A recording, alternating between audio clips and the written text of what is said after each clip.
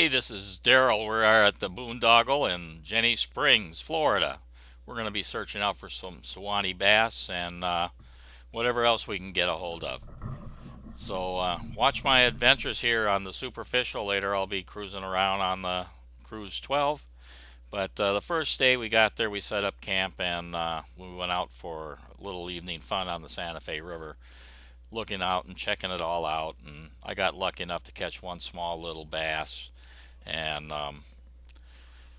it seems to be a very nice river. We launched right off from the boat ramp there at Ginnie Springs campground, which is a private facility, and they've got something like 2.5 miles of the river, and there are 7 natural springs. You can't fish in the springs because people are scuba diving and snorkeling and that, and the water in those springs is 72 degrees year round. There's taverns and caves and stuff like that for the advanced divers to have fun with. But my my fun on this was going to be just to enjoy Ginnie Springs, the Santa Fe River, and try to get my first Suwanee bass. Unfortunately, this one here I got was just a small largemouth. Um, so we had to head out on this deal. So we fished for a couple, maybe an hour or so, and headed back to get entertained by the fellow boondogglers in the evening. I found the SUPerFISHal to be pretty stable, sitting on the Orion cooler. It was kind of fun. The more I get used to it, the more I might be able to start standing up. Here we decided to go on a float trip from Santa Fe Canoe Outfitters, starting there and going 7 miles down to a place called Rum Island, and it was kind of fun. There were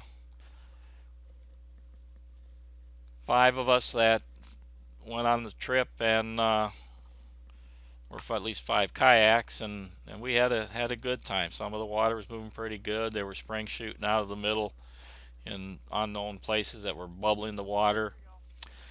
Here I managed to catch one nice another largemouth bass, a pretty decent one, and but still no Suwanee bass.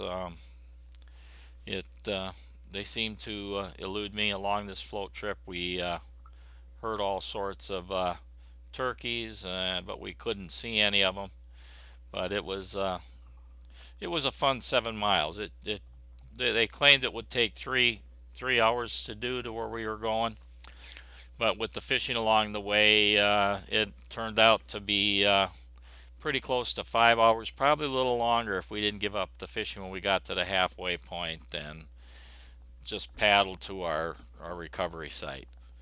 Um, Canoe Outfitters did a great job. They showed us where, helped us transport our vehicles down to Rum Island, and then we didn't have anything to do with them after that. We just then loaded up our kayaks in the trucks and headed back to the campsite, and had a great time that evening with the boondogglers as well.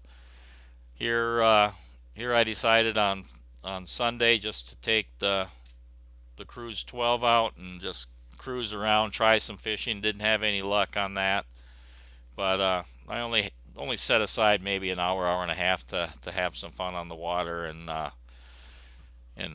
call her quits and have some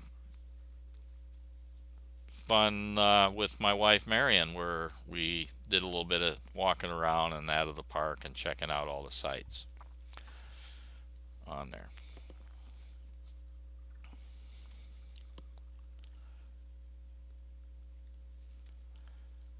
Um,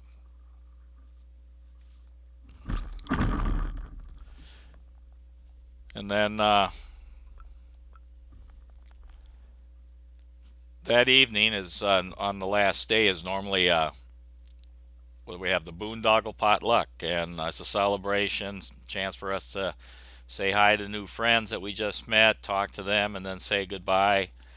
Um, we had a very good time at that, and I hope we'll see you at one of the boondoggles coming up. In fact, the next boondoggle is right around the corner.